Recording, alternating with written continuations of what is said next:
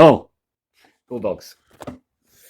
That's my fun over. I'm here to speak to you about intellectual peace, not intellectual overexcitedness. I just thought I'd do that. It was a bit fun. Um, but I have quite a few things to say about intellectual peace, but this is different from all the others. Why don't we sit down here and have a chat? So, I don't like that lighting. Just getting set up, you know? I know, that is comfy. Check that out. Yeah, boys, that's some comfy stuff. So, spiritual peace is different from the other kinds of peace, right? It's different from intellectual peace, and it's different from emotional peace, because spiritual is it's not the mind, and it's not the body, right? The spirit is very often represented image-wise as the halo, right?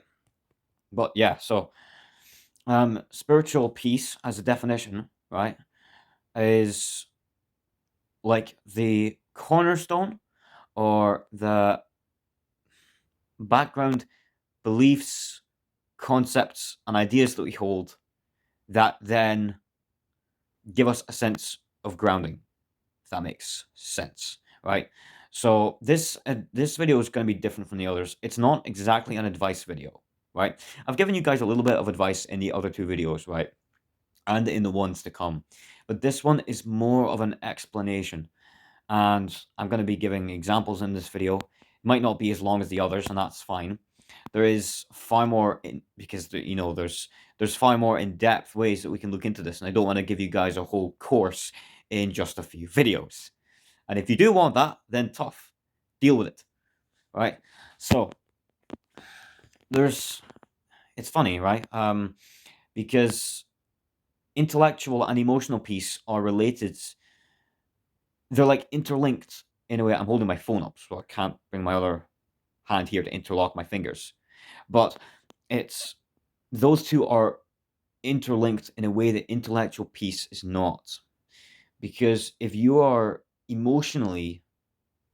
not emotionally at peace, that can very often, it doesn't have to, but it very often does lead to a lack of peace intellectually, and vice versa. But spiritual peace is not like that. You can literally be about to die. You can be worrying as all hell in here, but spiritually you're still calm and at peace. So I hope that 5-minute explanation, I hope that explains it for you and it makes sense. I'll just give you a few examples of what I'm talking about, in hopes that it can help you in some way. And even if this video directly doesn't help you, it should help with future videos to come, right? So, your life can be going absolutely, your life can literally be going down the toilet. Maybe not literally, figuratively down the toilet. You could have completely lost all your savings, all of your, Lord forbid, you could have lost even your pension and absolutely everything. You could have your house taken away from you. You could be living on the streets. Your friends could have turned their back on you. Everybody could hate you, in fact. And you can be spiritually at peace, knowing with two main things, I think. When life is getting you down, I think spiritual peace comes in two ways. It is having a source of hope, right? And it is having a source of gratitude. And that obviously comes into a little bit of intellectual peace, showing that they are connected, but they are different as well. So this is something Elliot Hull says to every young guy that comes to him with a problem, like who's having a hard time in life. Every single guy that comes to Elliot Halston says that. He goes, you got to be grateful for where you are. Be grateful in adversity, he says, and be generous in prosperity. That's it, yeah. So when things are going down, you can be incredibly, incredibly grateful. You know, if you are still living on a planet which has the just right atmosphere, that your lungs do not either compress or explode, then you can be grateful for that. But so in adversity, we can be incredibly grateful, and that can give us a little bit of intellectual peace to aid ourselves spiritually, right? But when I mentioned a little bit of hope, what I was referring to was a way of looking at hardships, kind of like glass half full, right? Silver lining in every cloud, right? So there's good that can come out of everything, but it's not just that. It's that the season you're in um, is actually making you stronger, and the struggles you're going to endure, are the struggles that is going to shape you into who you are, right? I am the person I am today because of all the struggles of my past. And I hope for more hardships in the future because, dang it, I need it. I really need it right now, right? Um, so when life is tough, having a sense of gratitude and having a sense of hope gives you spiritual peace that no matter what happens, ultimately, you're going to get through it. And if you don't get through it, hey, you can either choose to believe in an afterlife, or if you don't believe in an afterlife, you can go, well, you're not going to be around to experience eternity. That's how long eternity is. I'm not satisfied with that. That's how long eternity is, right? Because you're not going to be around to experience it, right? So that's when things are bad. Conversely, when life is going really well, we can get protective of our circumstances, right? When life's going really good, we can get protective. We can get attached to them, all right? We can get attached to the good things and the good people in our lives. And when things don't go the way we want, when we get upset at our circumstances, right? When we're not really accepting things, that is something that I've mentioned in intellectual peace video, but what it's really a symptom of is a lack of spiritual peace, right? Because you're not detached from it. You're not truly confident in who you are, in where you're going, and in the universe's plan for you, right? If you want to get scientific, um, in space times, never mind about that. So you don't have a level of trust and you don't have a level of confidence, and that gives you this attachment, you see, to the good things in your life. And everybody has it, right? Everybody has it, right? So certainly don't beat yourself up about it. I'm in fact going through a season of breaking my attachment to certain people, right? I'm being pushed to my limits right now, and that's fine. That's good. I'm enjoying it, right? But there's also another thing that comes with prosperity. And this is that it's a bit boring, right? When things are going really well, where you've got your goals that you're working towards, you've got your job, you've got your business, you've got a good circle of friends and family, right? It can get a bit boring. And I don't have much experience with life. I am only 19, but I've seen and heard a lot of stories of people who screw things up when things go really well, right? They start self-sabotaging, whether this be mental issues, right, making up a problem in their heads, right? Sometimes you can get thoughts like negative demonic thoughts, right, self-judgment, things like that. That can come along because then it's something for you to fix. You see, life isn't boring and good anymore. I've got a problem.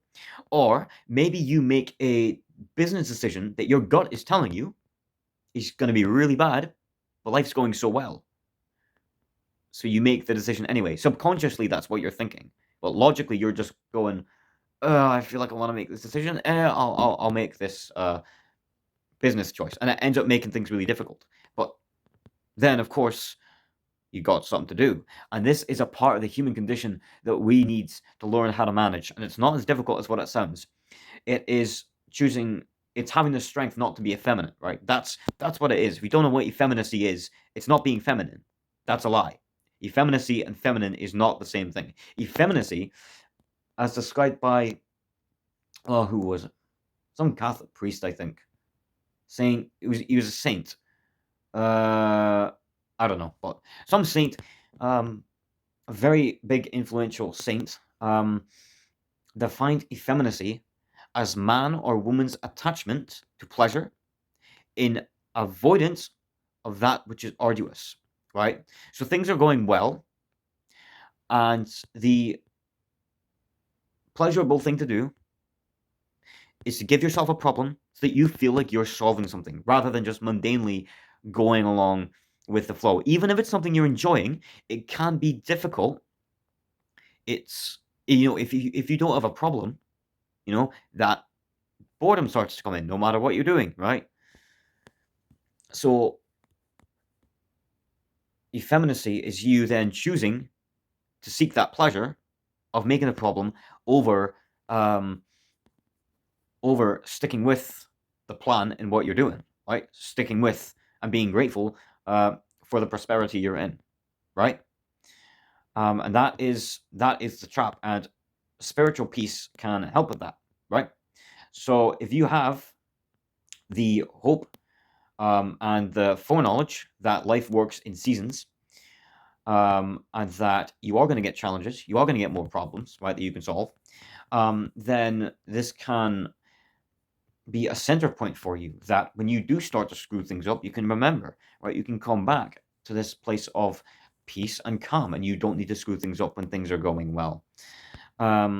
It's different if something pops up.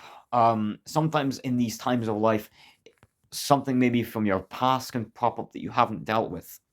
Now, to be fair, that's not exactly the same, because if it's something from your past you haven't dealt with and it's come up specifically in this time of prosperity, it's almost like God saying, well, life's good, but life is good right now because I want you to focus on this. You haven't dealt with it yet. Come on, let's go, let's do it. So that's a little bit different. But there is more things that spiritual peace can help with. Um, so having this spiritual grounding can help when you are intellectually in any way not at peace.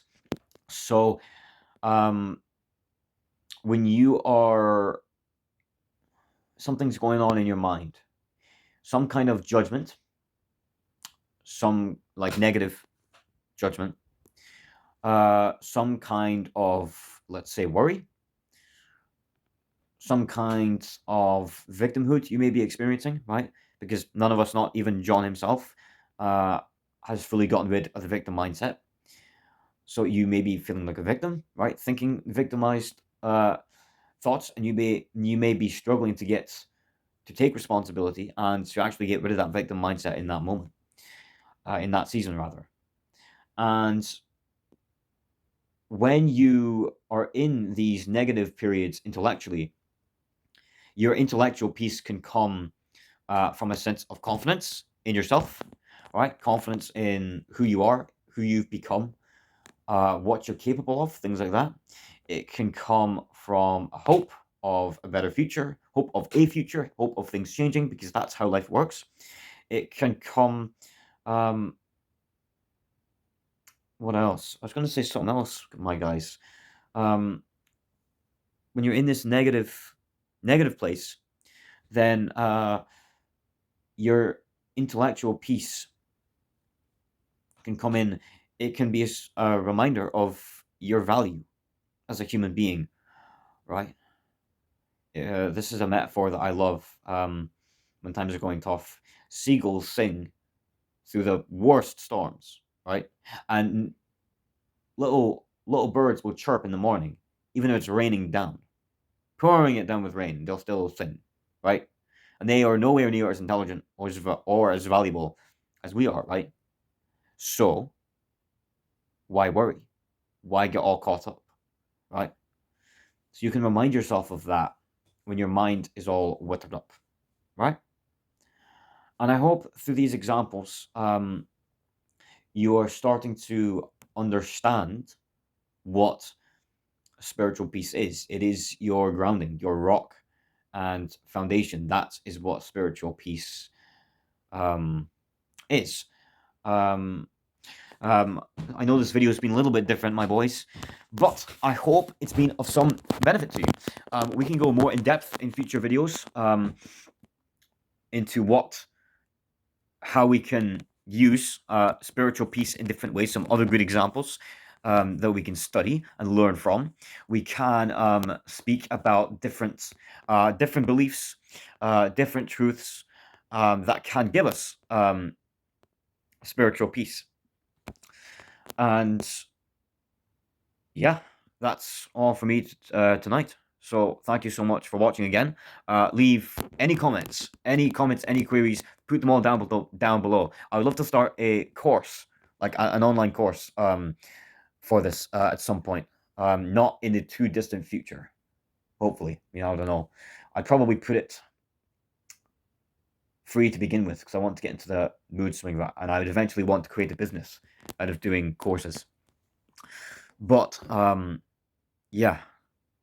So if you guys have any questions, any queries, just let me know. I will reply to you soon. And I will see you in the next video, my friends, about emotional peace. See you later, my dudes. Cheerio.